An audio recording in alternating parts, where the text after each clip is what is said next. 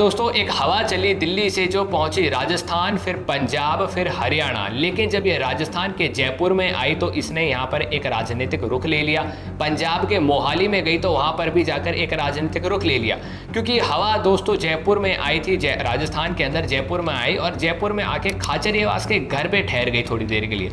और जब ये पंजाब में थी तब पंजाब में आम आदमी पार्टी के एक एमएलए कुलवंत सिंह के घर में ठहर गई। दोस्तों इस हवा का नाम है ईडी जो अक्सर दिल्ली से निकलती है, गाड़ी में बैठ के अधिकारी आते हैं, जिस राज्य के जिस नेता के घर के सामने आके रुकते हैं वहाँ पर जाकर राजनीतिक हलचल बढ़ जाती है। और आज पूरे दिन यही हुआ। जयपुर के अंदर जो खाचरियावास का घर है, आप जानते हैं कि खाचरियावास कांग्रेस के एक पूर्व विधायक हैं और वर्तमान में वो कोई विधायक नहीं है, क्योंकि वो चुनाव हार चुके थे। राजस्थान के अंदर उनकी स्थिति है। लेकिन एक स्कैम हुआ था दोस्तों, PACL का स्कैम। पर्ल करके कंपनी थी, पर्ल एग्रोटेक कॉरपोरेशन लिमिटेड का एक स्कैम हुआ था।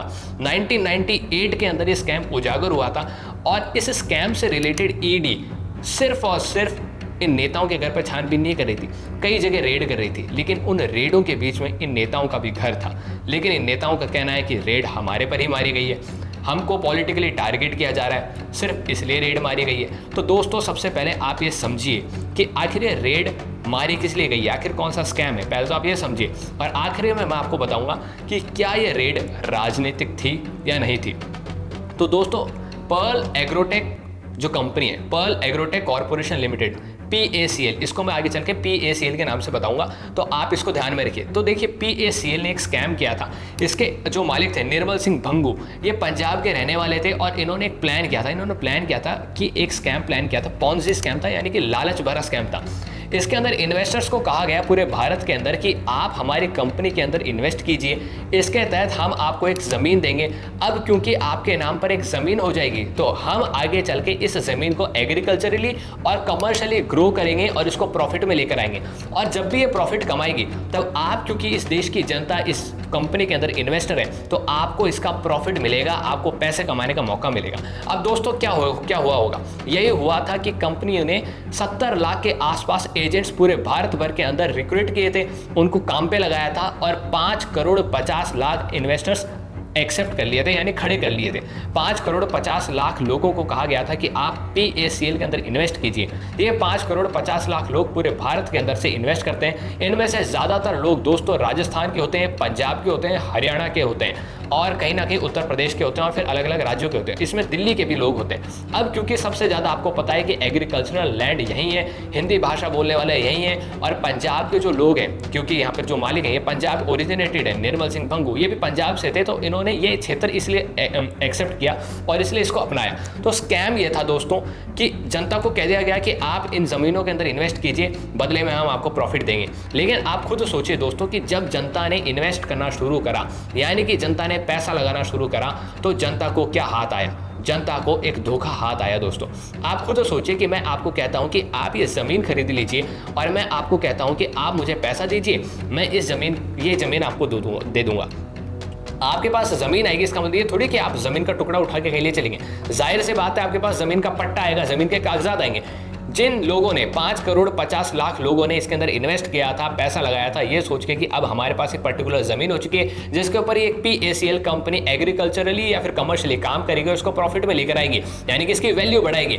उन इन्वेस्टर्स के पास में दोस्तों कुछ नहीं आया, ना तो कोई कागज़ आया, ना कोई प्रॉपर डॉक्यूमेंट आया, ना ही कोई पट्टा आया। उनको एक रसीद पकड़ा दी गई और आप सबको पता है कि जो रसीद है उससे पता नहीं होता, ना ही उससे चीज़ एक्सेप्टेबल होती है कि वो ज़मीन किस उसका कौन मालिक है, जाहिर सी बात है। तो यही जनता के साथ धोखा हुआ 1998 के आसपास और 1999 के अंदर ये केस उजागर होना शुरू हुआ, जनता के ऊपर सरफेस में आना शुरू हुआ, हर जगह बात शुरू हुई और जनता ने कोर्ट को, सेबी को लेटर्स और कंप्लेंट्स डालने लगे। सेबी इस दौरान दोस्तों कंप्लेंट जाहिर करता है और इस चीज़ को रजिस्टर भी कर लेता है। रजिस्टर करने के बाद में PACL राजस्थान हाई कोर्ट के अंदर चल जाती है, जहाँ पर सुप्रीम कोर्ट के अंदर और अलग अलग कोर्ट्स में जाता है, तो सेबी इसके ऊपर कार्रवाई कर रहा था और PACL राजस्थान हाई कोर्ट के अंदर चल जाती है। राजस्थान हाई कोर्ट के अंदर साल 2003 के अंदर जाती है और राजस्थान हाई कोर्ट दोस्तों सोचिए PACL को कह देता है कि आप अपने जितने भी ऑपरेशन हैं, एक्टिविटीज़ हैं, उनको चालू रखिए, आप में कोई गलती नहीं है। अब आप ध्यान रखिएगा, अगर आप 2003 का समय देखें तो 2003 के दौरान राजस्थान के अंदर अशोक गहलोत की सरकार थी, यानी कि कांग्रेस की सरकार थी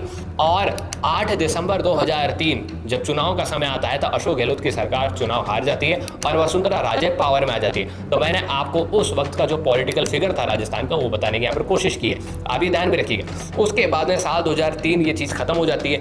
2013 आते आते सेबी परेशान हो जाता है क्योंकि राजस्थान हाई कोर्ट ने PACL को अनुमति दे दी कि आप अपने ऑपरेशन जारी कर सकते हैं। तो सेबी परेशान हो जाता है और 2013 के अंदर सेबी सुप्रीम कोर्ट चल जाता है। सुप्रीम कोर्ट के अंदर जाने के बाद में सुप्रीम कोर्ट यहाँ पर सेबी को आदेश दे देता है कि आप जो बता रहे हैं वो चीज़ें कहीं ना कहीं सही है, तो आप अब यहाँ पर एक्शन ले सकते हैं। सेबी एक्शन लेता है और सेबी PACL से बात करनी शुरू करता है कि आप धोखाधड़ी कर रहे हैं, आप ये देखिए गलत यहाँ गलती कर रहे हैं, आप लोगों को रसीद दे रहे हैं, उनको प्रॉपर पट्टा नहीं दे रहे, ये सब चीज़ें क्या है, मेरे पास कंप्लेन आ रही है। तो PACL की भी कहीं ना कहीं इमेज खराब होने लगती है। तो PACL दोस्तों क्या करता है, न्यूज़ चैनल्स ऑन करना शुरू कर देता है। जनता के बीच में, इन्वेस्टर्स के बीच में ट्रस्ट डेवलप और हो, इसके लिए IPL के अंदर टीम्स को स्पॉन्सर करना शुरू कर देता है और फिर से धीरे धीरे PACL की इमेज थोड़ी बहुत तरीके से ठीक होनी शुरू होती है। लेकिन दोस्तों सेबी पीछे नहीं हटता, सेबी कार्रवाई करता रहता है और साल आ जाता है 2014 से 2016 के बीच। भारत के अंदर भी सरकार बदल जाती है एक तरीके से 2014-2016 के दौरान मोदी सरकार पावर में आ जाती है और यहाँ पर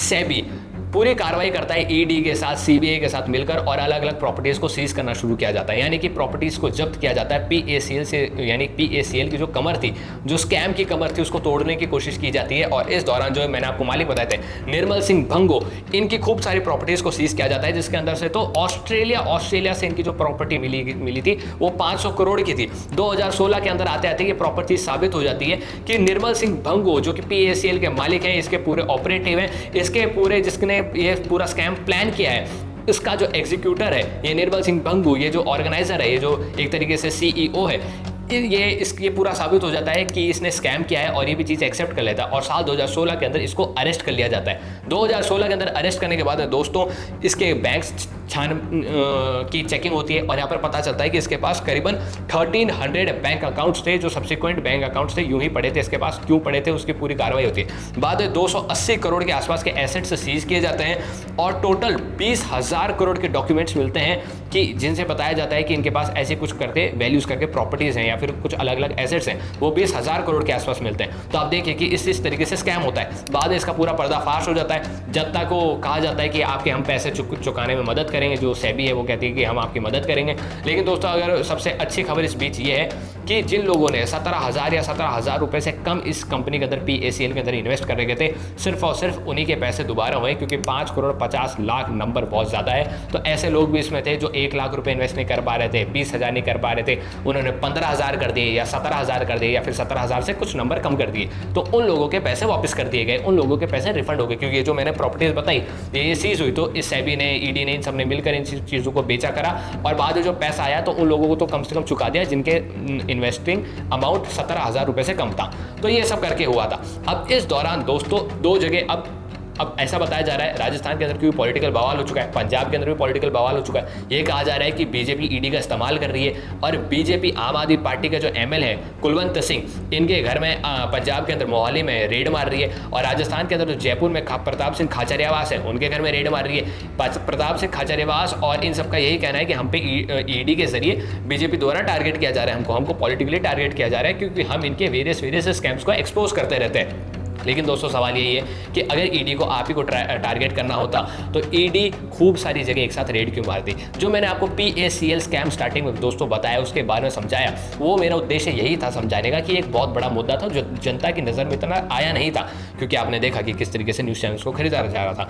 हालांकि उन्होंने तो एक न्यूज़ चैनल खरीदा, तो आपने देखा कि किस तरीके से ये स्कैम था बड़ा, लेकिन ये न्यूज़ के अंदर रडार में नहीं आ रहा था, आपकी भी नज़र में नहीं आ रहा था। लेकिन ED इसमें दोस्तों शुरुआत से काफ़ी समय से कार्रवाई करती आई है। अब ED कार्रवाई कैसे करते हैं, तो अक्टूबर 2024 की एक खबर है जहां पर बताया गया कि ED ने 44 जगहों पर रेड मारी, 44 जगह पर उन जगह रेड मारी जहां पे PACL के स्कैम्स रजिस्टर हुए थे, यानी PACL से रिलेटेड जितने भी स्कैम्स हुए थे उससे रिलेटेड इंडिया के अंदर, पूरे इंडिया के अंदर ED ने 44 जगहों पर रेड मारी।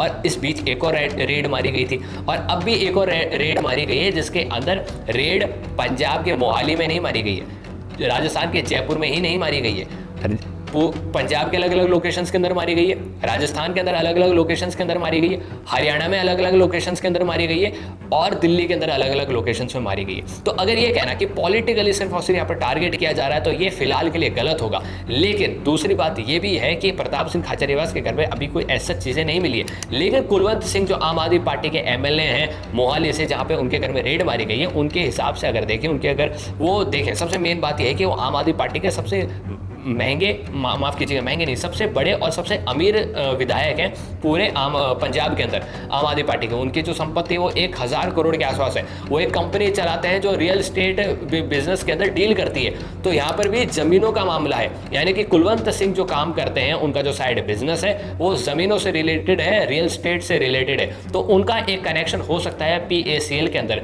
लेकिन प्रताप सिंह खाचरियावास का क्या कनेक्शन होता है PACL के अंदर, ये फिलहाल देखने को नहीं मिल रहा। लेकिन ED का ये बताना है मीडिया को कि प्रताप सिंह खाचरियावास ने जितने भी फाइनेंशियल डीलिंग्स हुई थी PACL के जरिए, इन डीलिंग्स के अंदर प्रताप सिंह खाचरियावास को कुछ फाइनेंशियल प्रॉफिट्स मिले थे और प्रताप सिंह खाचरियावास ने इन फाइनेंशियल प्रॉफिट्स का फायदा अच्छे तरीके से उठाया था। अब अगर मैं आपको बताऊं कि इस पैसे को घुमाया कैसे जा रहा था, तो दोस्तों PACL क्या कहता था कि आप हमें पैसा दे दीजिए, इन्वेस्टर्स को कहता था आप हमें पैसा दे दीजिए। इन्वेस्टर्स जब पैसा दे देते थे तब इस पैसे को कोलकाता के अंदर कुछ शेल कंपनीज के अंदर लगा दिया जाता था और फिर वहां से अलग अलग कर्मचारियों द्वारा इस यहाँ से इन कंपनीज के बैंक अकाउंट से कैश विड्रॉ करा लिया जाता था, जो दिल्ली की एक कंपनी में भेज दिया जाता था। दिल्ली से फिर उसको दुबई भेज दिया जाता था और दुबई से जैसे कि ऑस्ट्रेलिया के अंदर मैंने आपको बताया वहां भेज दिया जाता था। वहां पर आपको मैंने बताया कि 500 करोड़ की ये जो मालिक है निर्मल सिंह बंगो, इसके 500 करोड़ की प्रॉपर्टी तो सिर्फ और सिर्फ ऑस्ट्रेलिया के अंदर मिली थी।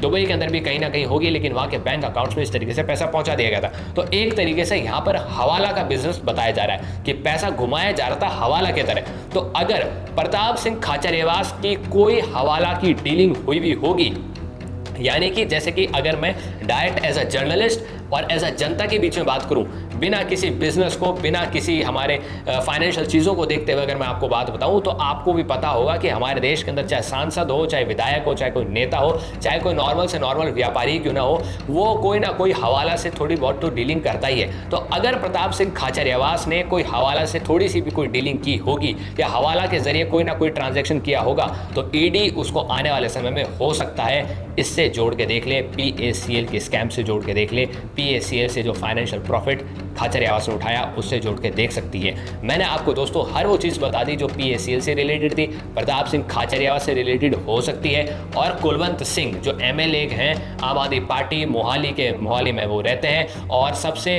अमीर पॉलिटिशियन जो है आम आदमी पार्टी के 1000 करोड़ से के आसपास उनकी संपत्ति बताई जाती है और उनकी डीलिंग्स जो है वो ज़मीन जायदाद यानी कि प्रॉपर्टीज इनके अंदर चलती है, रियल स्टेट के बिजनेस में वो डील भी करते हैं। उनकी एक ऐसी कंपनी भी है, तो उनका एक ही कनेक्शन निकल कर आता है। प्रताप सिंह खाचरियावास का अगर कोई हवाले का ट्रांजेक्शन होता है तो वो कनेक्शन निकल कर आ सकता है।